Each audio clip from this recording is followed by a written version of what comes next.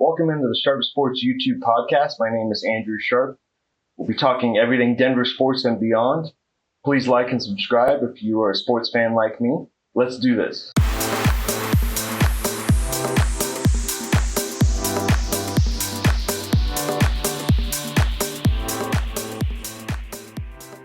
Welcome into the Sharp Sports YouTube channel. My name is Andrew Sharp. Well, the Denver Nuggets fall in Oklahoma City, unfortunately, on a last-second shot by Shai Gilgeous-Alexander. Nuggets fall in Oklahoma City, 129-126, on a game that I didn't honestly think they were going to win, but given how well Aaron Gordon played in the first quarter, and given the fact that the Nuggets were finally at least showing signs of their starting five being healthy, certainly was hoping for a better result, but this Oklahoma City team is still dangerous despite being short-staffed, undermanned, but they have one player who's still the MVP of the league and will probably remain so in Shai Gilgeous-Alexander. And unfortunately, the Nuggets find themselves clawing to stay relevant in the Western Conference playoff race, and we're going to dive a little bit deeper on that right now. Last I left you on this channel, the Nuggets at that point had just come away with a fairly impressive victory at home, 103-84 over the Boston Celtics, who've gone on to do good things since and also have Jason Tatum come back. So quality win for the Nuggets, but that was 11 days ago. And since then, the Nuggets have lost at home to the Thunder. They have lost to the Timberwolves. They have beaten the Jazz and the Lakers, got absolutely demolished by the New York Knicks this last weekend, and now have lost to the Oklahoma City Thunder. So a healthy 2-4. And by healthy, I'm being facetious. Since I last recorded a podcast, it's time to be a little worried. It's definitely time to be concerned. Yes, it's good if this team can get everyone healthy and hopefully make a run.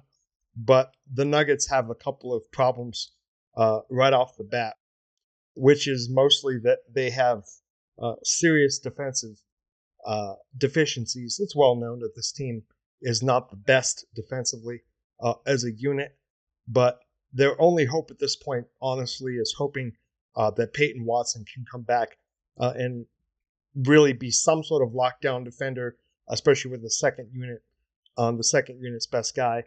Because tonight, the Thunder played a player who, frankly, hadn't played in, I believe they said, 6 weeks, in Mr. AJ Mitchell, who I kind of forgot about. I mean, I know who he is, but I kind of forgot about his absence in the Thunder because the Thunder are so deep. AJ Mitchell played 29 minutes, scored 24 points, 9 of 16 shooting, and really had a tremendous game off the bench, coming kind of semi out of nowhere to really, I think he was the third leading scorer for the Thunder in this game. The Oklahoma City Thunder were playing with all kinds of injuries tonight, that guys who are out, and actually I'm going to read them off because I kind of forget who was out besides AJ Hartenstein. I know was out for sure. They had Jalen Williams was out tonight. Let's see here. They had all kinds of guys out. And yet, Chet Holmgren, of course, Alex Caruso, and it really didn't matter. Jalen Williams, Hartenstein. So a lot of the key big inside guys were out for the Thunder, in which Aaron Gordon took advantage of early. Good to see Aaron Gordon back. He scored, I believe I saw the stat. He scored basically a high in first quarter points ever with, I believe, 19 for Aaron Gordon, who came away with a good, solid game. Let's see here, where was Gordon finishing at? Aaron Gordon, 28 minutes, 23 points, 6 of 14, certainly cooled off after his blistering start, 10 rebounds. So a nice double-double return for Aaron Gordon. But really, the story is the fact that the Nuggets also had a little bit of a scare with Cameron Johnson going down a little bit injured, was able to come back.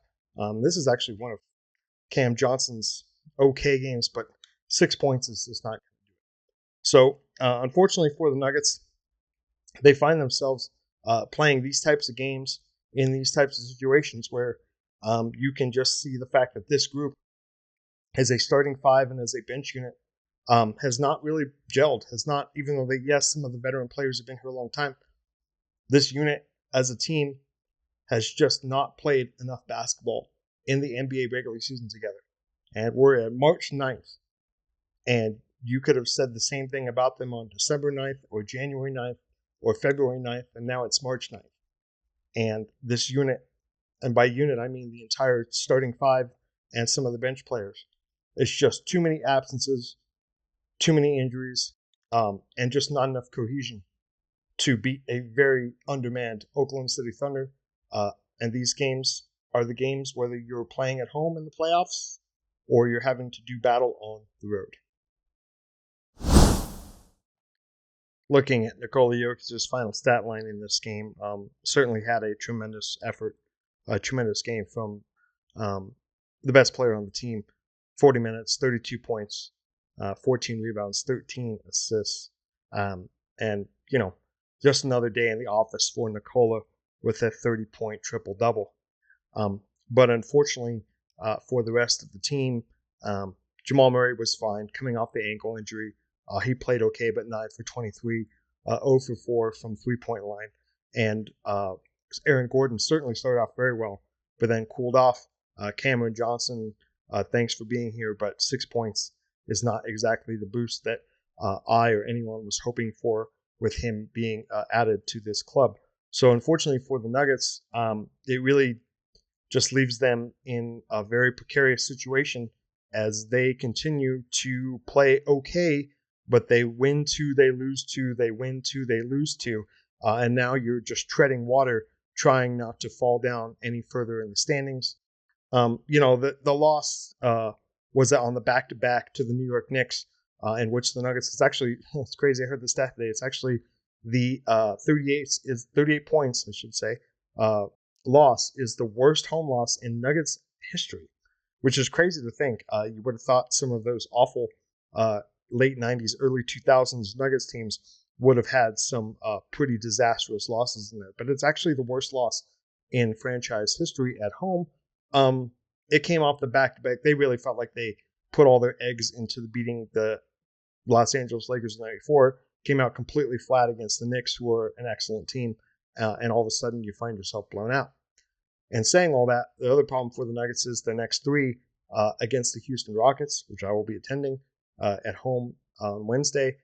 Then they go to San Antonio and then back out to Los Angeles to play the Lakers, who always play them tough. So the next three games, even, you could see the Nuggets easily dropping two of the next three. And unfortunately for the Nuggets, in terms of the overall standings, they are now in the 6th seed. And as the 6th seed, unfortunately for them, the Minnesota Timberwolves have gotten their act together and have gone 8-2 in their last 10 games. And now the Minnesota Timberwolves are now the 3 seed, which is about the worst first-round draw for the Nuggets that they could possibly get. Now, I realize we've still got quite a few games to play, but you get the picture. The idea is now all of a sudden, not only do you play a team who's absolutely 100% not scared of you in the Timberwolves, but now you have no home court advantage. This year for the Nuggets, unfortunately, home court has not meant what it meant in the past, but I believe in the playoffs, it certainly has a weight. It certainly makes things easier for you as you go along. Others have argued, I heard today, that the Nuggets should work on being healthy.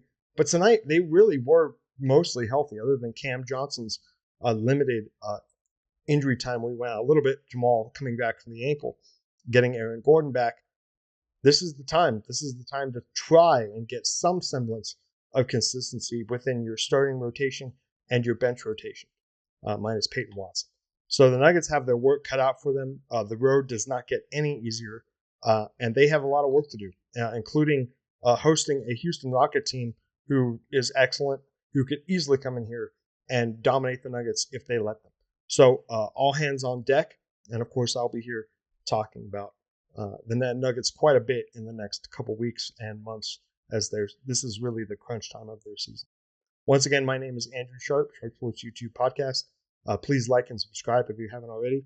I really appreciate the support, and I'll be back talking Nuggets and probably going to dip into a little bit once the dust has settled. Going to dip into what the Broncos are up to now that the free agency period has officially begun for the NFL and what is going on in Broncoland. But for now, mostly focused on Nuggets as they are currently in the battle for their season. Once again, my name is Andrew Sharp, Sharpboard YouTube Podcast. Thanks for tuning in.